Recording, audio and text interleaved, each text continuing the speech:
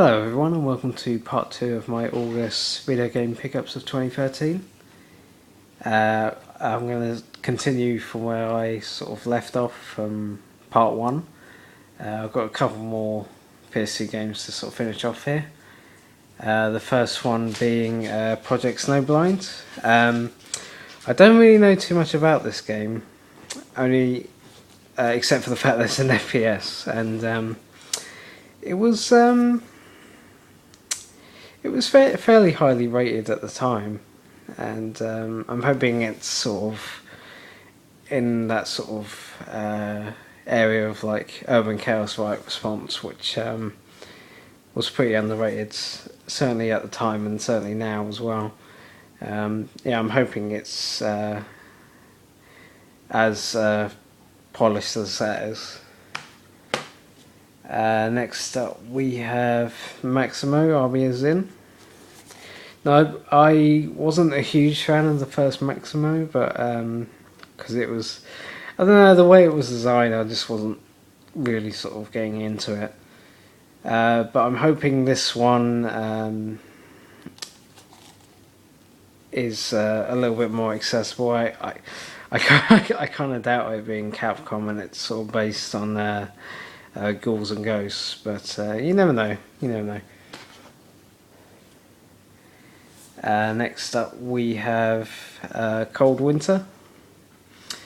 Again, like Project Snowblind, it's an FPS. That's all I know, and I sort of hope it's at least decent. But yeah. So, to be honest, my knowledge for some of these games are very sort of limited. But I sort of I look for games that are sort of quite cheap and sort of hope they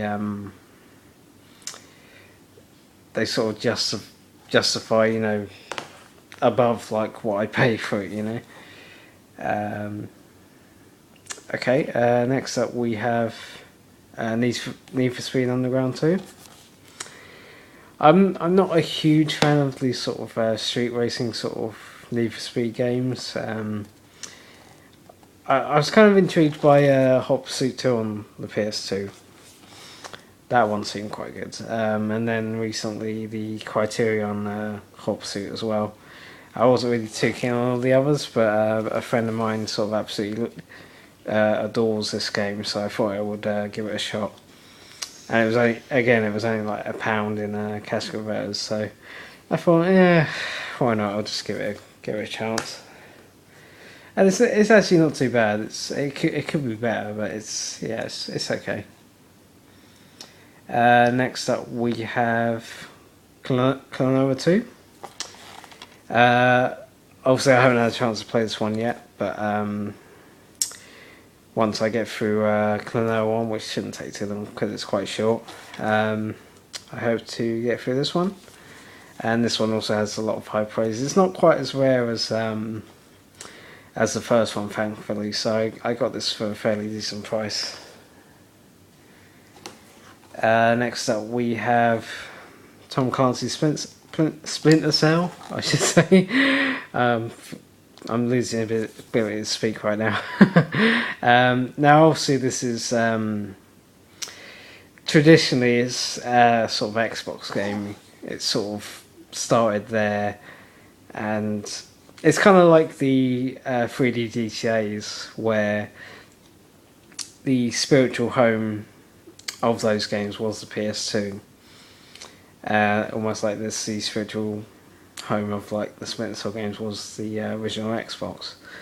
But I thought I'd give it a chance. I really want to give the old style sort of Splinter Cell games a chance. I don't know if I'll get very far in them, but I mean, I did play Conviction, which was not bad, and I hope to get Blacklist very soon.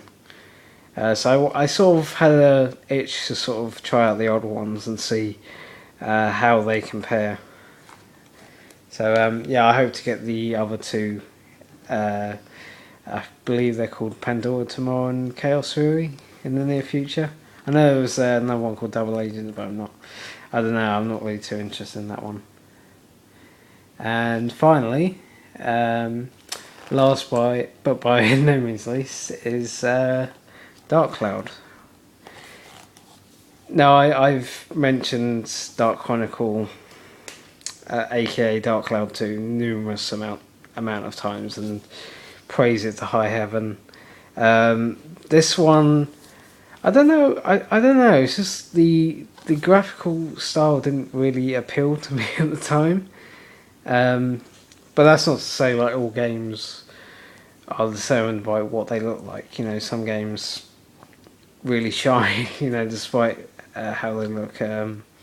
Games like Deadly Premonition, for example, not the best looking game, but a really enjoyable experience. And Dark Cloud. Whoever I've spoken to who've played the original absolutely adore it. So it was kind of worth me sort of picking this one up to see how it compares to the sequel. So I look forward to playing it. And yeah, that's pretty much it for this month. Quite a lot to cover.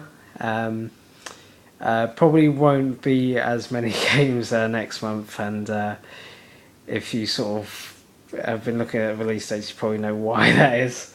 I've sort of taken a sabbatical for sort of buying games until that game comes out. But yeah, I should hopefully get a couple of games after that, after GTA 5 is released, of course. Until then, this is Skip to the End signing off, and thank you for watching. Take care.